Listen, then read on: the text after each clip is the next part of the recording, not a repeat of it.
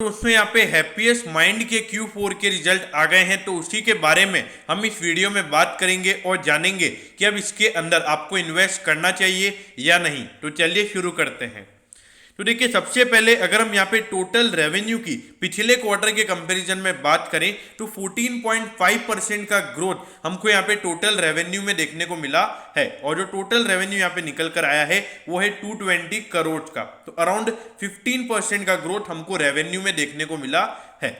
अब इसके बाद अगर हम नेट प्रॉफिट की बात करेंगे तो वो यहाँ पे 14.2% गिरकर 36 करोड़ हो चुका है, यानी कि पिछले क्वार्टर के कंपैरिजन में अराउंड 15% का डिक्लाइन हमको नेट प्रॉफिट में देखने को मिला है। पिछले क्वार्टर में कंपनी को 42 करोड़ का प्रॉफिट हुआ था और अभी 36 करोड़ का प्रॉफिट यहाँ पे कंपनी को हुआ है, जो कि मेरे ख्याल से यहाँ पे मार्केट के लिए बहुत ही नेगेटिव हो सकता है।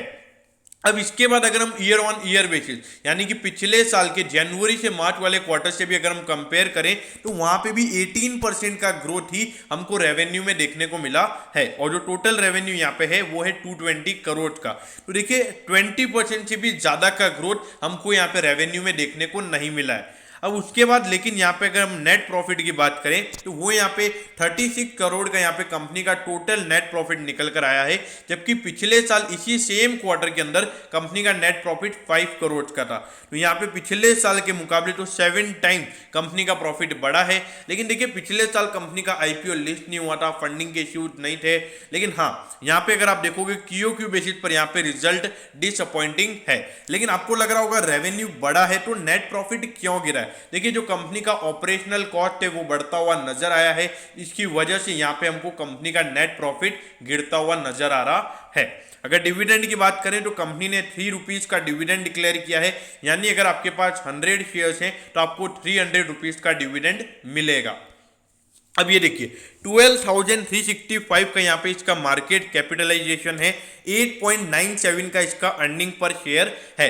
ये रिजल्ट के बाद इसका जो अर्निंग पर शेयर है वो हो जाता है 11.75। तो उसके हिसाब से जो इसका प्राइस टू अर्निंग रेशियो निकल कर आता है वो निकल कर आता है 67 से 68 टाइम, जो कि आपको अभी यहाँ पर 93 दिख रहा है। तो देखिए, वैल्यूएशन पॉइंट ऑफ व्यू से यहाँ पर बहुत ही बड़ा कंसर्न मुझे हैप्पीएस्ट माइंड में नजर आता है, क्योंकि जो मार्केट को एक्सपेक्टेशन थी वो रिजल्ट यहाँ पर नहीं आए हैं, जो कि मार्केट इसको एक बुरी तरीके से यहाँ पर गिरा सकता है। क्योंकि देखिए, मार्केट के एक्सपेक्टेशन से बहुत ही नीचे यहाँ पर इस कंपनी के रिजल्ट आए हैं। अगर आप देखोगे इंडस्ट्री का पी 48 है, तो इंडस्ट्री के पी के कंपैरिजन में ये रिजल्ट के बाद इसका जो प्राइस टू अर्निंग रेशियो है वो निकल कर आता है 68। तो यहाँ पे मेरे ख्याल से कम 10% का करेक्शन में देखूंगा कि यहाँ पे एक्सपेक्टेड मुझे लग रहा है।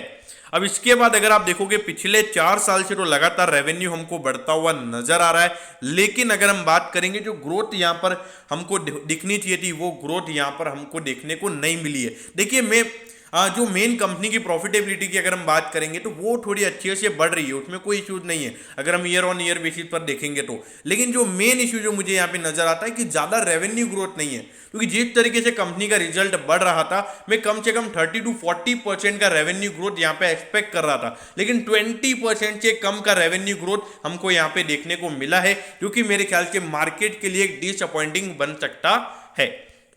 अब ये देखिए 794 रुपीज पे ये शेयर ट्रेड कर रहा है और 5.68% का करेक्शन इसमें आज ही देखने को मिला है।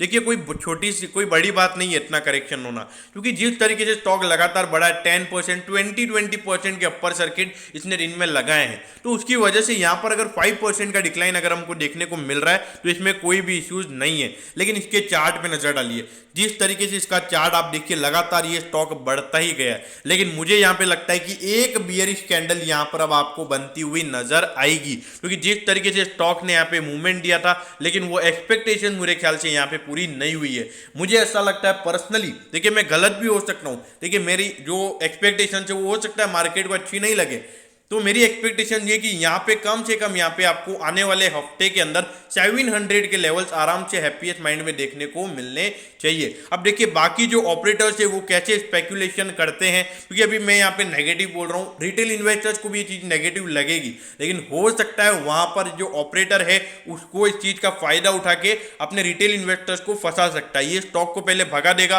फिर लोगों को लगेगा कि रिजल्ट अच्छे हैं, मार्केट को अच्छे लगे, तो फिर रिटेल इन्वेस्टर जैसे स्टॉक को खरीदने जाएगा तो वहां पर ऑपरेटर अपनी प्रॉफिट बुकिंग करेगा। तो जो शॉर्ट टर्म इन्वेस्टर्स है उनके लिए मेरे ख्याल से मैं यही ओपिनियन दूंगा कि अभी स्टॉक से बिल्कुल दूर रहिए। अगर इसमें पोजीशन है भी अगर शॉर्ट टर्म के लिए, अगर प्रॉफिट में है तो मेरे ख्याल से बुक करना चाहिए, अगर लॉस में भी है तो मेरे ख्याल से अगर ज्यादा लॉस में नहीं हो तो आपको इसमें प्रॉफिट बुक करना चाहिए। लॉन्ग टर्म इन्वेस्टर्स जिनको आईपीओ से अलॉटमेंट मिली हुई है उनके लिए कोई इश्यूज नहीं है। देखिए प्राइस भले इसका महंगा है, लेकिन आने वाले टाइम में ऐसा नहीं बोल रहा हूं कि इसका ये प्राइस नहीं होगा, लेकिन जो प्राइस इसका आने वाले 1-2 साल के बाद होना चाहिए वो प्राइस इसका आज हो गया है, जो कि मेरे ख्याल से बहुत ही ओवर वैल्यूएशन को इंडिकेट करता है। तो जो लॉन्ग टर्म इन्वेस्टर्स है वो तो बने रहिए, कोई भी इश्यूज वाली बात नहीं है। तो दोस्तों मैं होप करता हूं कि हैप्पीएस्ट माइंड के Q4 के रिजल्ट के बारे में आपको सब कुछ पता चल गया होगा। अगर आपकी कोई भी क्वेरीज है तो आप कमेंट कीजिए, मैं जरूर आपके कमेंट पर रिप्लाई करूंगा। ओके दोस्तों, thank you, have a nice day.